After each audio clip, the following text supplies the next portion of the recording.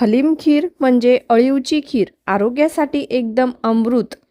आजच्या व्हिडिओमध्ये आपण पाहणार आहोत अळीवची खीर कशी बनवायची आणि त्याचे 8 फायदे. विशेषतः हाडांसाठी, रक्त वाढण्यासाठी आणि महिलांच्या आरोग्यासाठी हा खूप उपयोगी आहे.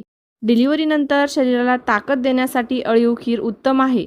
फायबर जास्त असल्याने बद्धकोष्ठता कमी होते आणि पचन मजबूत होते. अळीवामध्ये नैसर्गिक प्रोटीन व हेल्दी फॅट्स असल्याने वजन हेल्दी पद्धतीने वाढवते. अळीव खीर मुलींना आणि महिलांना मासिक पाळीच्या वेदना कमी करण्यात मदत करते. आयर्नचे प्रमाण जास्त असल्याने रक्तातील हिमोग्लोबिन नैसर्गिकरित्या वाढवते.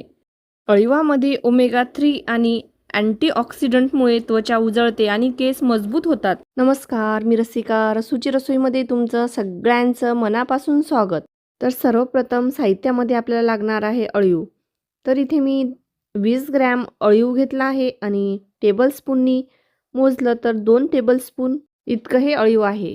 तर इथे गॅसवर एक कढई ठेवली आहे. कढईमध्ये 1 छोटा चम्मच तूप घातला आहे. त्यामध्ये हे अळीव घालूया आणि छान हे अळीव रंग बदलेपर्यंत परतून घेऊया. गॅस मंदच आहे, मंद आचेवरच हे भाजून घेणार आहोत. हे अळीव आपल्याला छान खरपूस भाजून घ्यायचं आहे. तर हे भाजल्यावर कढईमधून असं चटचट आवाज येतो आणि कढईमधून उडतो, तर समजायचं अळीव भाजला आहे. तर इथे बघा, अळीवचं थोडं रंग बदलला आहे आणि अळीव छान भाजला गेला आहे. अळीव मी काढून घेते. अळीव काढून बाजूला ठेवलं आणि त्याच कढईमध्ये अर्धा लिटर दूध घातलं आहे. अर्धा लिटर दुधामधून आपल्याला 1 कपभर दूध आटवून घ्यायचं आहे, म्हणजे दूध थोडं घट्ट होईल. तर पहा, इथे उकळी आली आहे, दूध गरम झालं आहे. हे गरम दूध मी आता आपण जो भाजलेला अळीव होतं त्यामध्ये घालूया.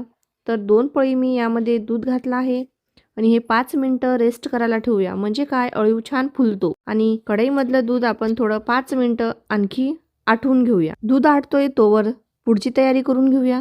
आज आपण ही अळीव खीर खूप पौष्टिक बनवणार आहोत, त्यामुळे यामध्ये गूळ आणि साखर न घालता खारीक घालणार आहोत. त्यासाठी मी इथे 8 ते 9 खारीक घेतले आहेत आणि वजनीमध्ये बघितलं तर 50 ग्रॅम हे आहे. हे खारीक फोडून घेऊ आणि मिक्सरमधून हे फिरून घेऊ.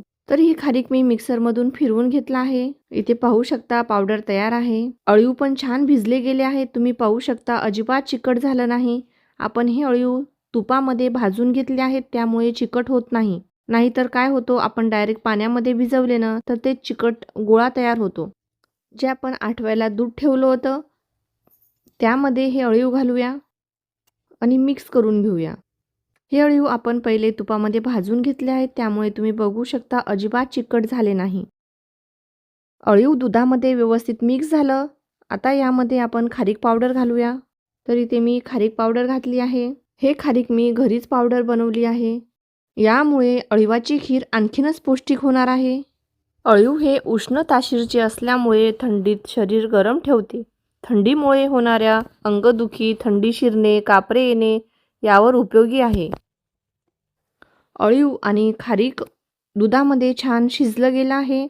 आता यामध्ये वेलची आणि जायफळ पावडर घालूया. यामध्ये अर्धा छोटा चम्मच वेलची आणि जायफळ पावडर घातली आहे. थोडे पिस्त्याचे कापं घातले आहेत. आवडीनुसार ड्रायफ्रूट्स घालून घ्या.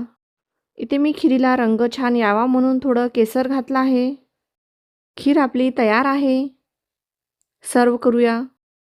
हिवाळ्यामध्ये सांधे, गुडघे, कंबर याची वेदना वाढते. अळीवामध्ये कॅल्शियम, आयर्न आणि प्रोटीन भरपूर असल्याने हाडांना ताकद मिळते. म्हणून अळीव खीर थंडीमध्ये एकदा तरी नक्की बनवून खावा.